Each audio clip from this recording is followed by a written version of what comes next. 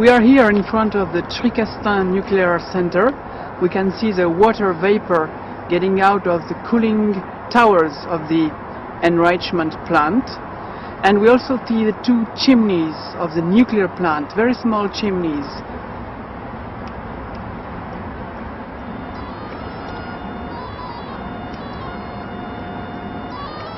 So we are measuring the level of gamma radiation here. We can see that it's a little bit below 200 counts per second, which is already abnormal. But if I move my body is no more stopping the gamma radiation coming from those drums containing uranium, and the level of radiation is increasing. It's about 270 counts per second. So our bodies are stopping a little bit those radiation, which means that the energy they send in the air is creating damage in our body. If we go closer, those drums are containing uranium and they are sending gamma radiation into the air around, closer to the gamma emitting source. So now we have more than 300 counts per second. This level of radiation is about 4 times above natural value in this area, which is 70 or 60 counts per second. So the people who live around here receive gamma radiation from the radioactive material which is stored on this site.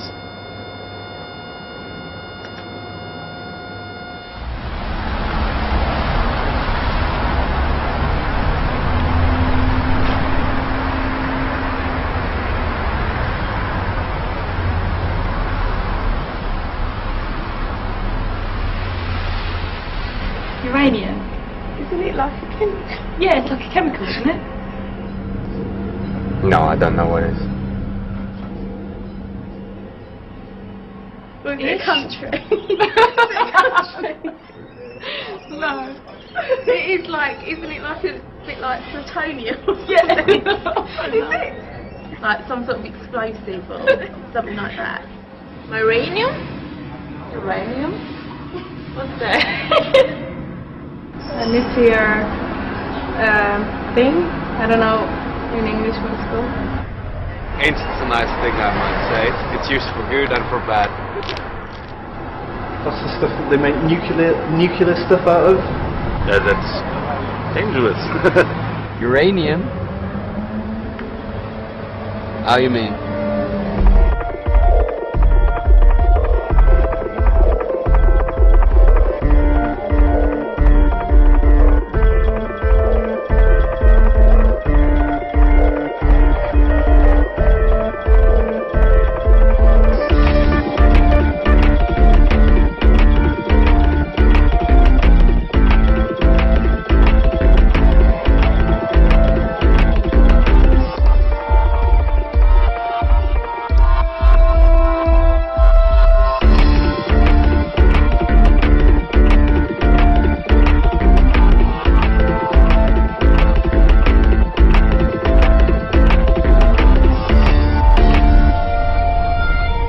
We have to be really, really careful because we are dealing with uranium. On the corner here is emergency services. On the right, this is where our big medical centre is.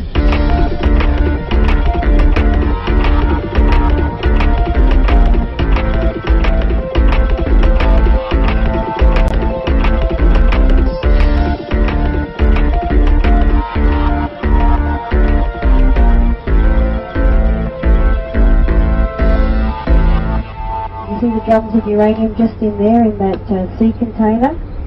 We pour that black powder into those drums. They're 44-gallon drums or 205-litre drums, and we strap each one into those sea containers individually. We put 48 in a sea container, we seal it, we put these stickers on the outside, and it's ready to go down to Adelaide.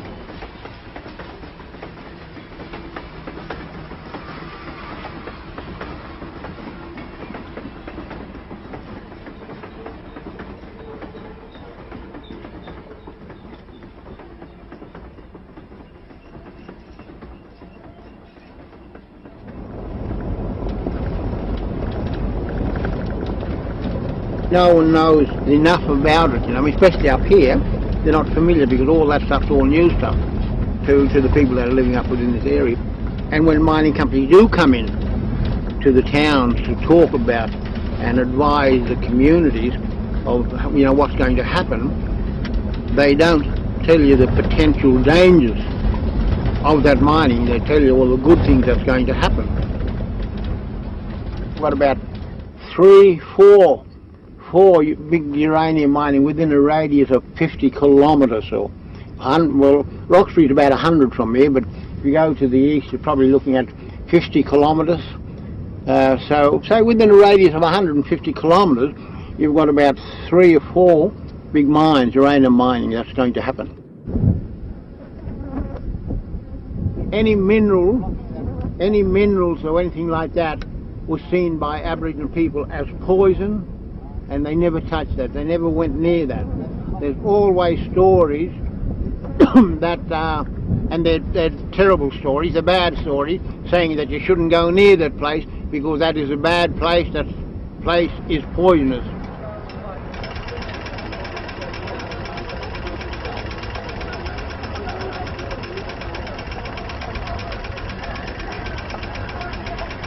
Australia is one of the world's major suppliers of uranium.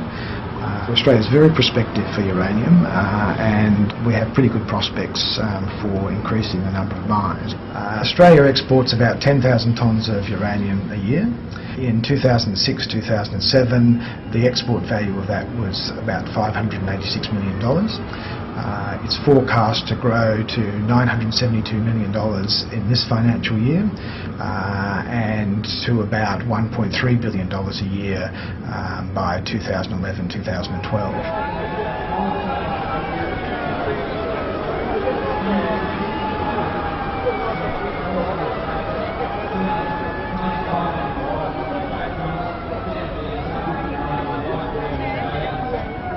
Uranium, in our eyes, is a very special mineral. It's unlike any other mineral on Earth. It's linked to the production of the world's worst industrial wastes, and it's linked to the creation, the spread, the proliferation of the world's worst ever weapons. So, from an Australian perspective, as a country that holds around 35 or 40% of the world's uranium, the thing that we are hoping to do, and the thing that we see as our responsibility, and the best thing we could do for the world, is keep the genie in the bottle.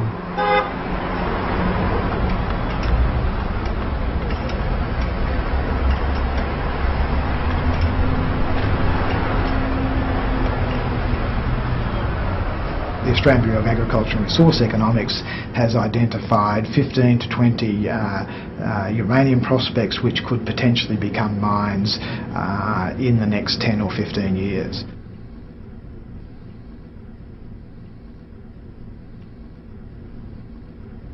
So Australia is very prospective for uranium. Australia is one of the world's major suppliers of uranium. People want our product, they're going to keep wanting it. The British have just committed to the nuclear power industry for at least another 70 years. So people want our product and we can supply it.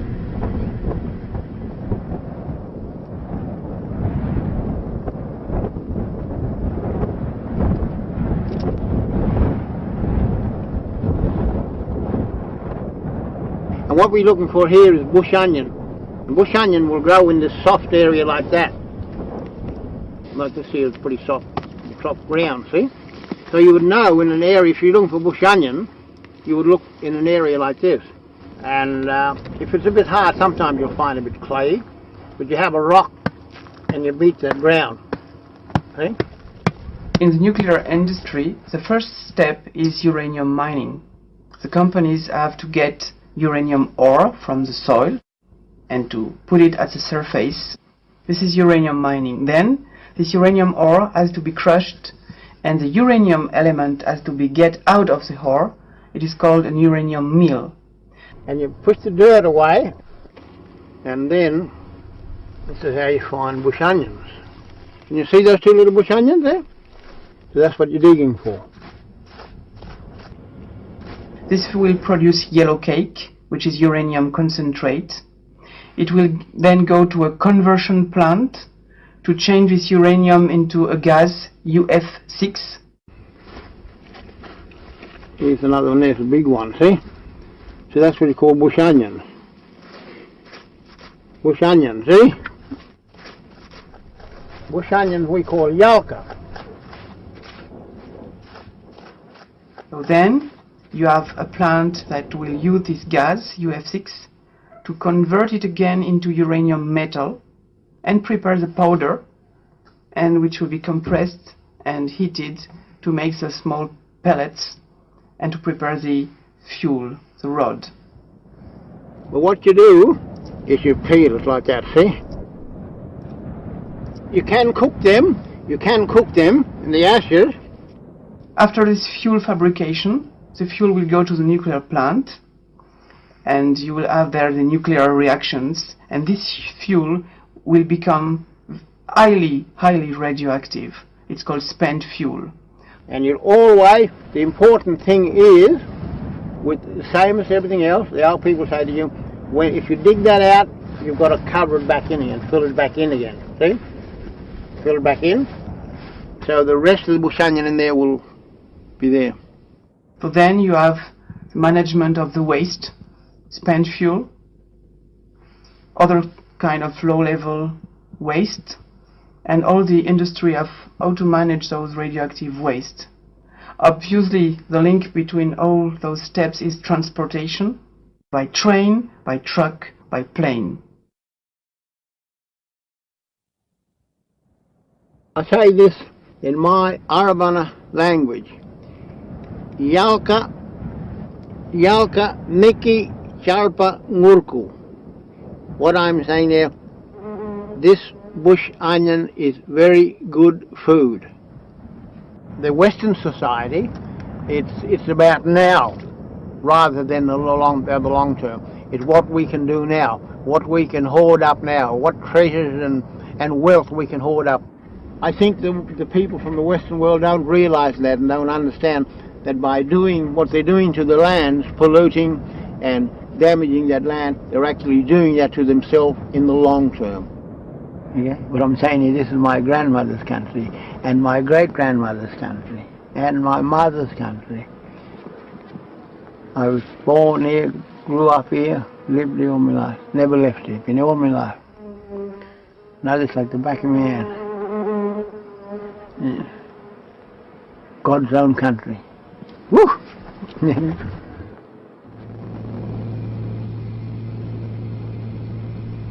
We have real concerns in Australia about the long-term impacts of uranium mining. The long-term social impacts, the long-term cultural impacts on Indigenous people, obviously the long-term environmental impacts from leaking tailings dams and from contaminated water. We also have concerns about the long-term financial impacts, because what we've found so often across the mining sector in Australia is that mining companies quickly form, quickly identify deposits of whatever that mineral that's in demand is. They access it, process it, sell it, and then they finish.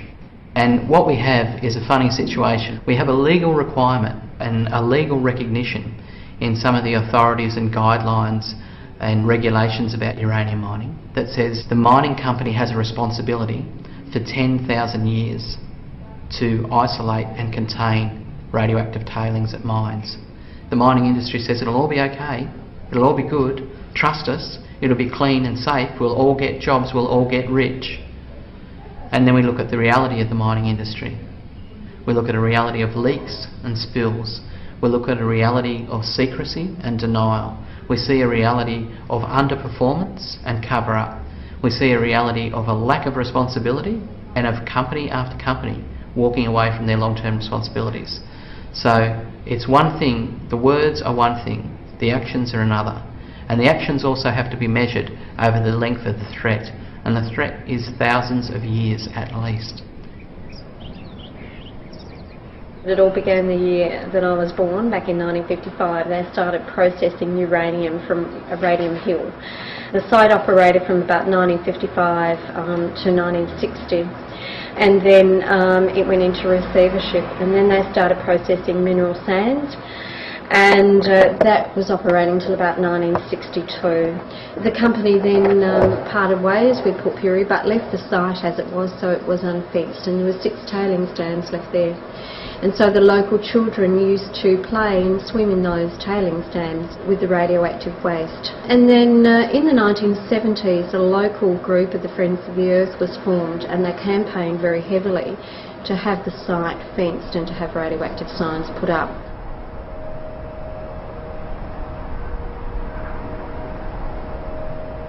Mining companies can say whatever they want. Politicians can say whatever they want. In a decade, they won't be a politician anymore. In 2 decades, they won't be a mining company anymore. In 4 decades, they won't be alive anymore. Against the spectrum of 10,000 years of threat, their promises are pretty hollow.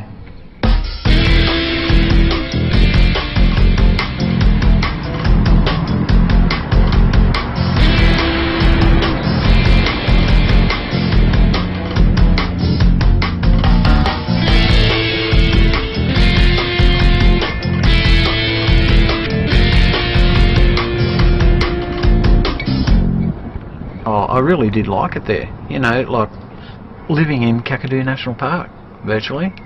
So, you know, I liked it. I liked the fishing, I liked my kids, you know, it was good school, and yeah, just come home. Mainly because of family, really, because it's a long way away.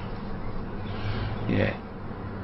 About 18 months after I come home, I started forgetting things and, you know, leaving things everywhere and getting run down, so I went and seen the doctor and had some blood tests, and I've got hairy cell leukemia, which I've, you know, had to have chemo and had my spleen out, and luckily enough I'm still here today.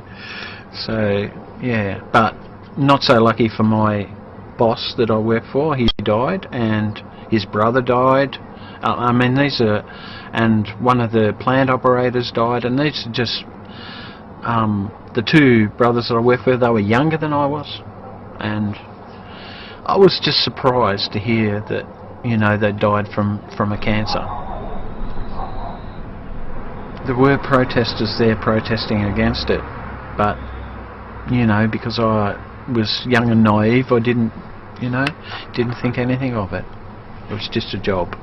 You know, if you were getting half as much money, or $800 a week, you'd be thinking, oh, you know, maybe I should be joining, maybe I should be doing this, you know, maybe I shouldn't be, you know, exposing myself to some health risks. But when you're being paid probably 3 or 4 times as much as that, well, we think, oh, okay, it'll be alright for a little while, and then I'll give it up. I'll go and do something else.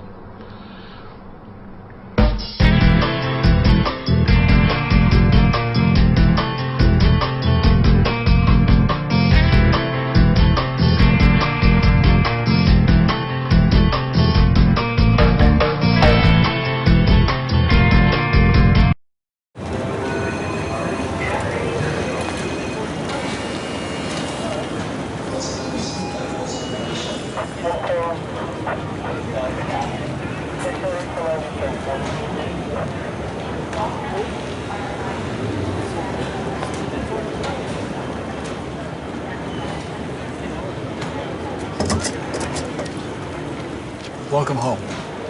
Thank you.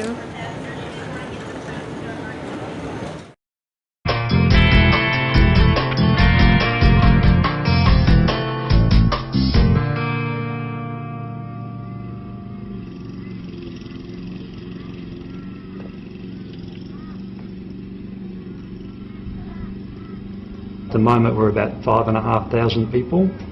We'll grow to 10, maybe 12,000 people. We have a cemetery in Roxby Downs with nobody in it, and that cemetery has been in existence for about 18 years and there's still no one in it. The mine's been very important for South Australia.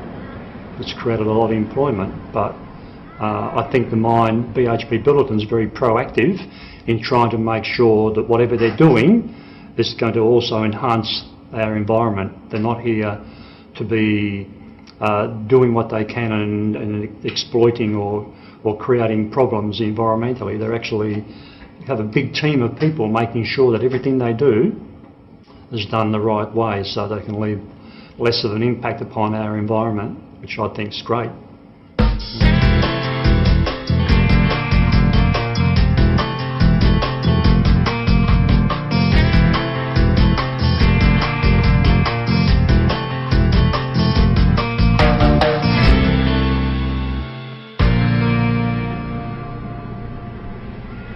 I don't work for BHP Billiton.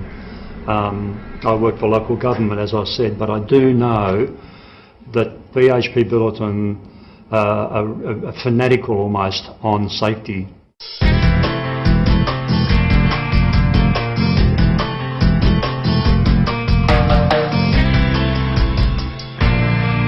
I don't wish to blow sing BHP Billiton's praises, but it's a fact. They are, everything they do, they're trying to make sure that it's going to come at a, you know, less of an impact damage, be more, hopefully, a chance to mine, but also to be respectful of the resources around them, natural resources, and so I think they're doing that.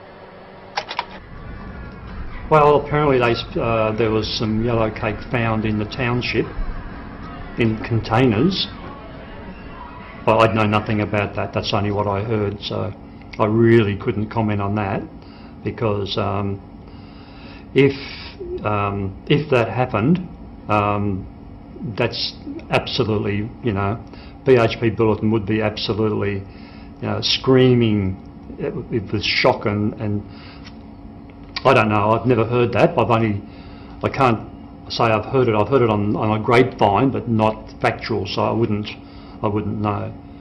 But yeah, I find it hard to believe, but again, I don't work for BHP Billiton and I've got no reason to defend them, but I do know, as I said before, the safety procedures are extremely important to them.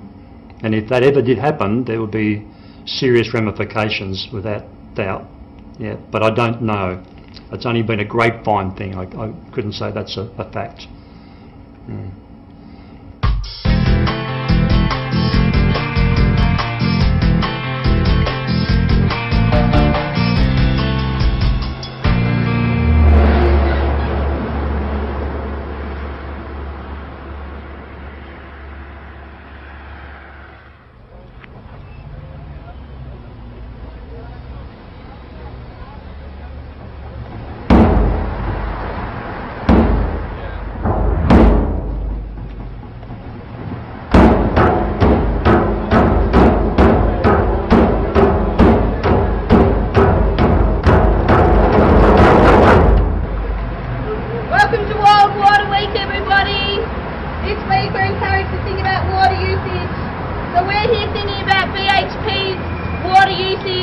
In just one uranium mine, BHP sucks up over 35 million litres of water a day.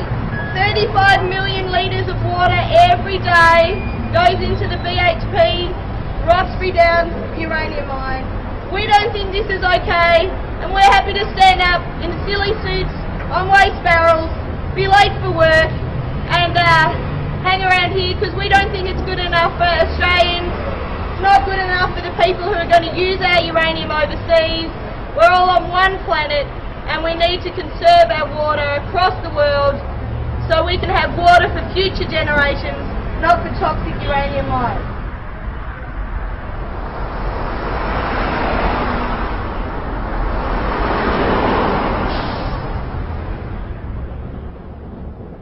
This is the lifeline to the mine, 6 metres down below us. Without this pipeline, that mine could not exist.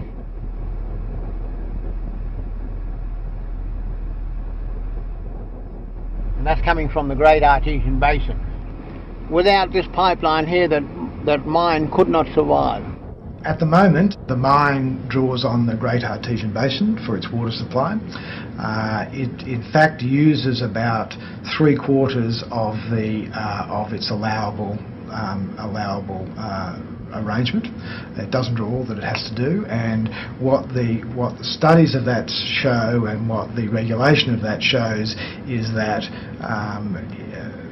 the Great Artesian Basin is sustainable, notwithstanding the fact that the Olympic Dam draws on it for its water supply.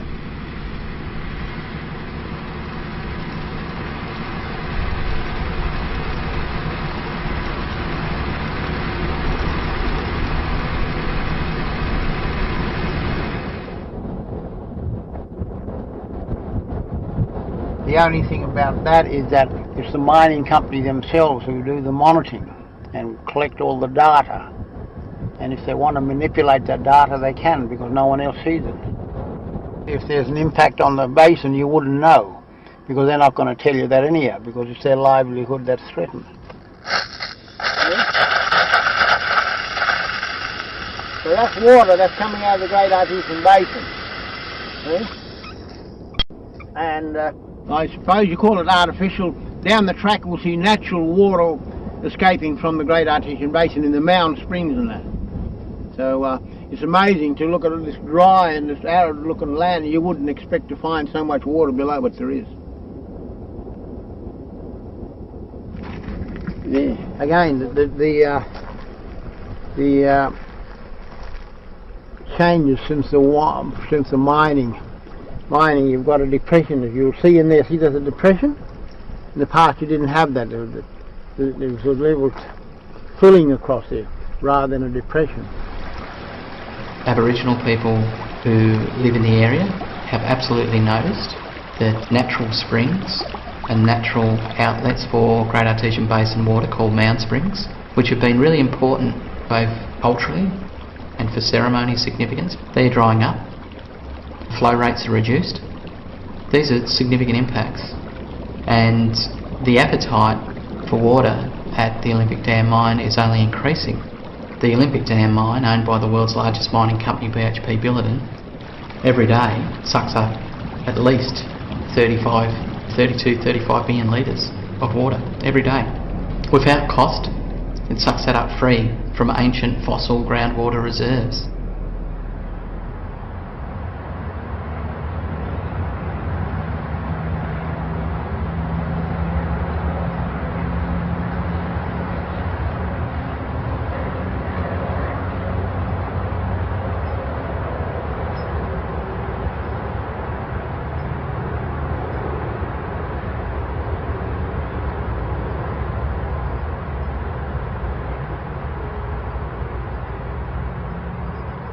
If you get this uranium and you bring it at the surface, the companies will make a sort of selection. The most active rocks will be sent to the uranium mill that will prepare yellow cake, uranium concentrate, but they will leave a lot of radioactive mud called tailings.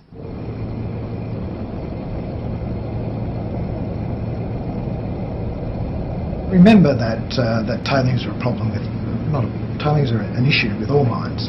So you have to manage tailings with all mines, and you have to manage tailings with uranium mines as well. And the two ways of doing that are either to build what are called tailings dams, which at the end of the life of the mine are capped with ore and made safe. Or secondly, to put the tailings back into the mine and cover them over. Both of those ways are both best practice and environmental best practices, engineering best practice and environmental best practice.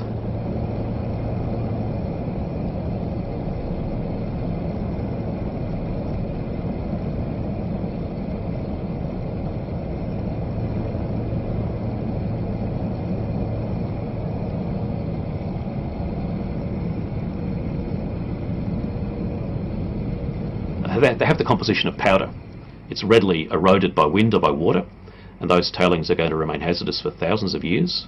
The volume is so large that the company they intend to leave it on the surface and not move it. That they're looking to just leave it on site.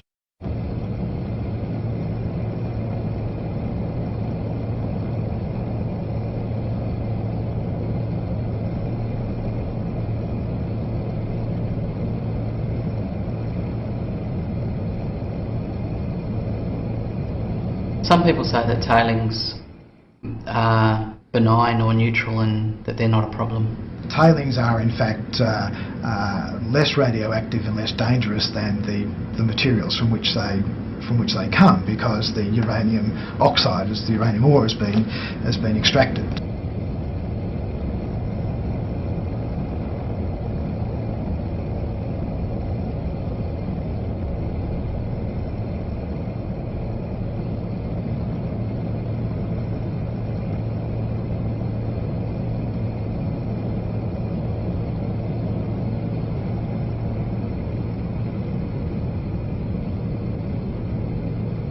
The absolute reality of tailings is that they contain 75 to 80% of the original radioactivity of the ore body.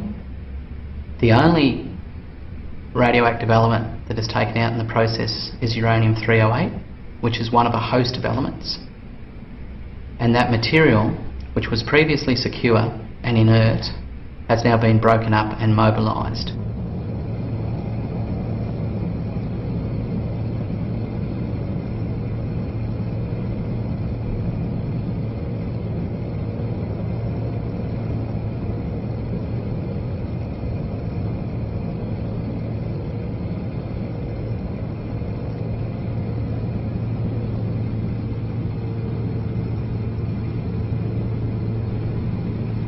Tailings are a profoundly serious environmental management problem. Those who downplay the seriousness of this problem either have not read the technical detail, or they have read that technical detail and they've decided that that's not as important as the profit bottom line. Uranium mining in Australia is heavily regulated. It's heavily scrutinised. There are laws at the national level. There are laws governing environmental protection at the national level. There are laws governing environmental protection at the state level. There are laws governing the mining of uranium and the transport of uranium.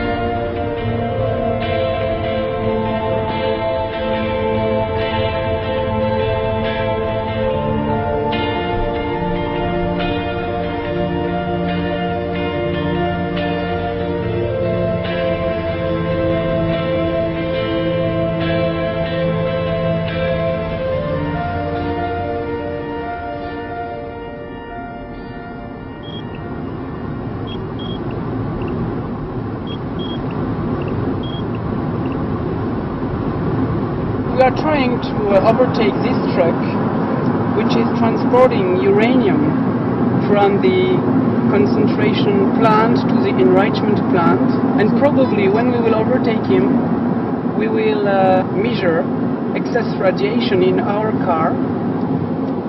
So at the moment the level of radiation is normal, about 60 counts per second, but when we will overtake the truck, we might measure an excess of radiation.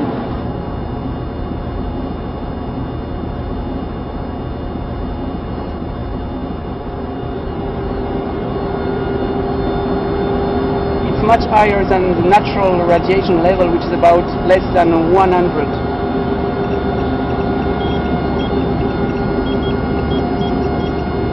So at the moment we measure 1,600 counts per second, which is very high compared to natural radiation, which is below 100. And you will see that the level of radiation will decrease because we are getting away from the radioactive truck. So now we don't measure any excess radiation from this truck. In France, we had approximately 200 uranium mines. Today they are all closed, but the contamination is still there. So we checked, I would say, approximately 20 of those uranium mines in France, and we discovered the same problems everywhere. Water contamination, sediments in lakes and rivers contamination, aquatic plants contamination, the fact that radioactive rocks from the mine have been reused even for constructing buildings or roads, and the problems are the same at all different mines.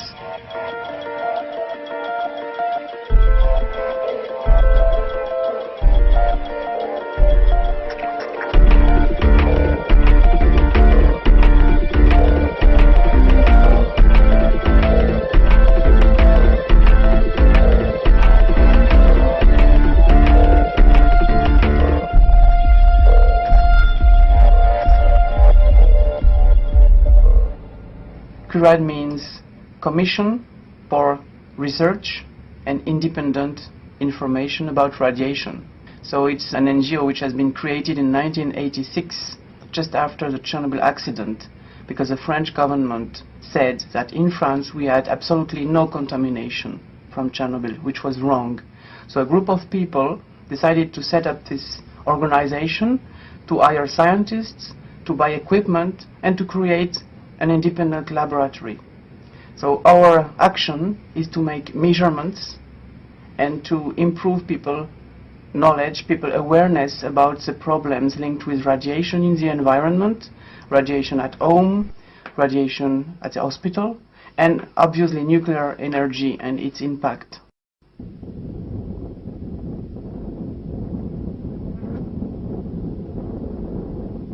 You know, those radiations, alpha, beta, gamma, they carry a lot of energy. For example, a typical gamma radiation will have an energy of, for example, 1 million electron volts, while the visible light from the sun has an energy of 1 or 2 or 3 electron volts. So those radiations, ionizing radiations, they carry a lot of energy. You know that if you spend too much time exposed to solar rays, you can get skin cancer. So you can imagine that if you receive those alpha, beta, gamma radiation, which are much more powerful, they can create breaks in our DNA and increase the risk of cancer.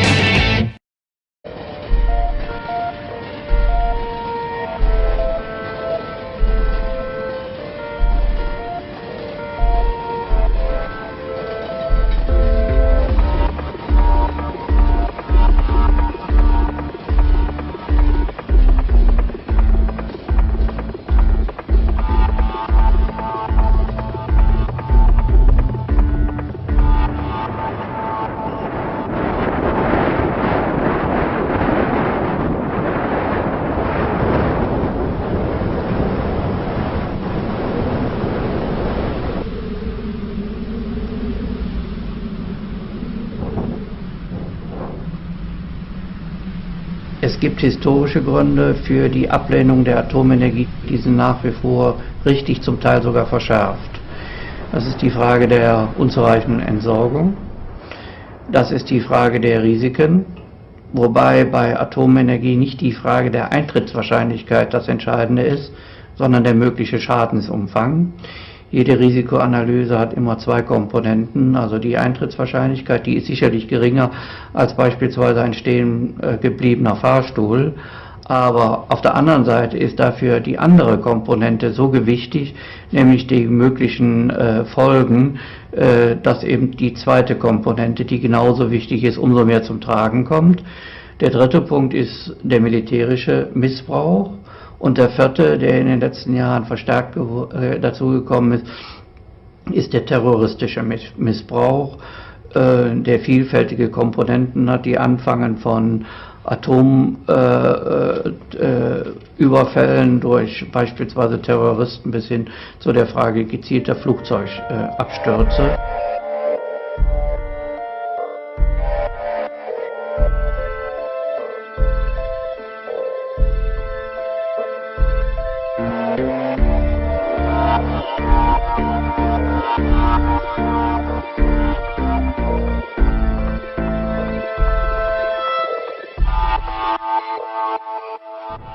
Sagen wir mal, die Atomenergie ist für meine Begriffe nicht das, was es sein soll.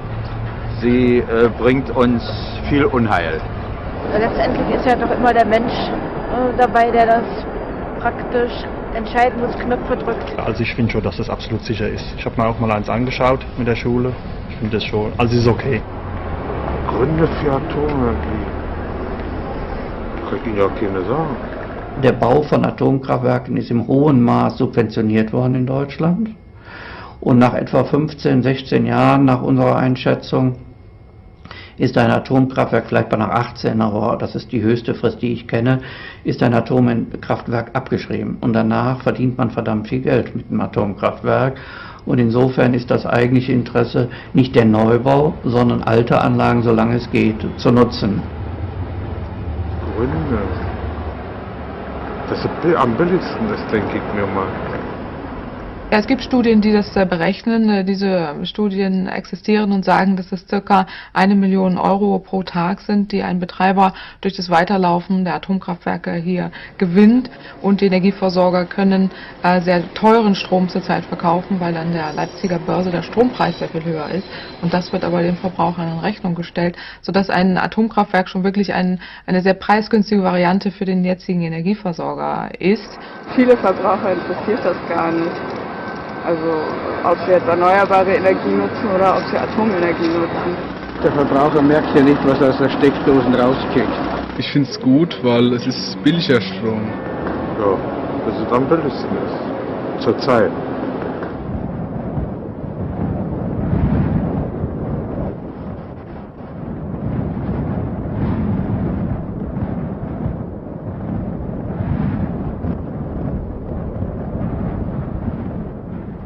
Tatbestand ist, wenn man die nächsten 15 Jahre sich anguckt, werden erneuerbare Energien auf jeden Fall preiswerter, traditionelle Energieformen teurer.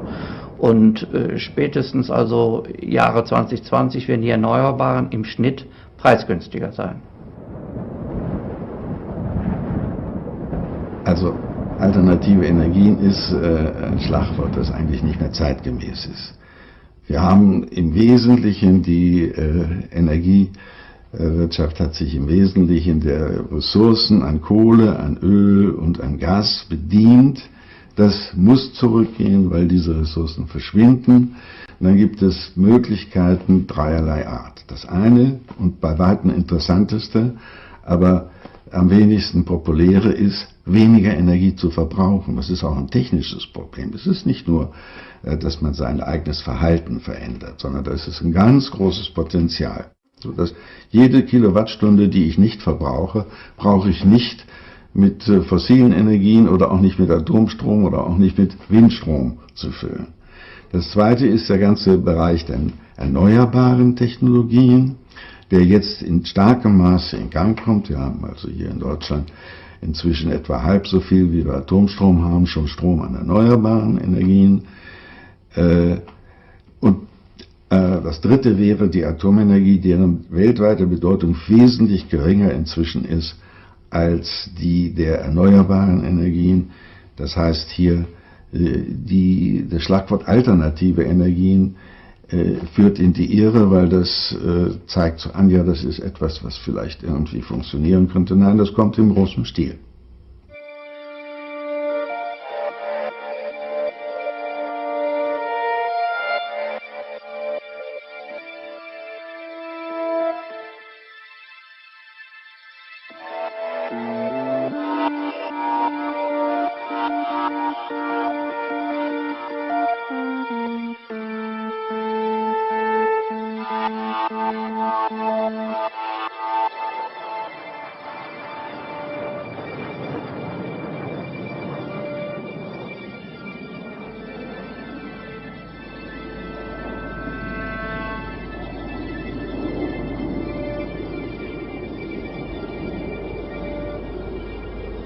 Wir haben eine intensive Debatte beispielsweise in der Enquete-Kommission des Deutschen Bundestages schon in den 80er Jahren, Ende der 80er Jahre gehabt. Und damals war die Kommission mehrheitlich besetzt von Befürwortern der Atomenergie, unter anderem auch durch Professor Michaelis, der in Deutschland das Handbuch für die Kernenergie geschrieben hat, also sozusagen einer der Hauptmotoren für die Kernenergie.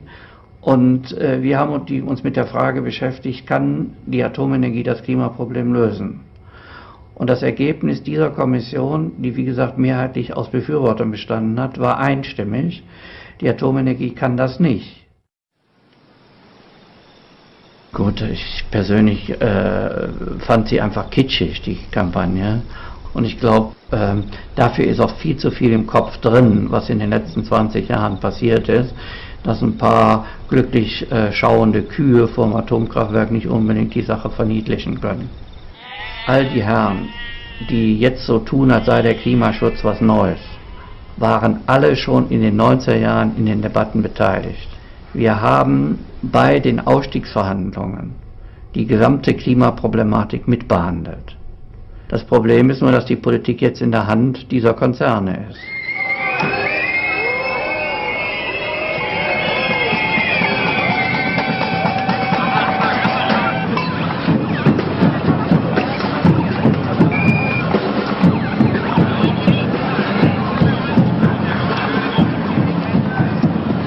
Politik reagiert vor allen Dingen, insbesondere in Demokratien, Gott sei Dank haben wir einen, auf das, was Wahlen betrifft. Und wenn die Menschen sich wehren gegen die Atomenergie, weil hier das Atomkraftwerk daneben ist, dann fängt die Politik an, sich daran zu orientieren. Das war in Deutschland der Fall. Das hat dazu geführt, dass in der rot-grünen Koalition der Atomausstieg sich durchgesetzt werden konnte, von dem nicht sicher ist, dass er wirklich dann funktioniert. Aber wenn die Menschen hier in diesem Lande überhaupt nicht spüren, was an Umweltschädigungen im australischen Busch passiert, dann gibt es auch keine Rückwirkung auf die Politik. So ist die Welt gestrickt.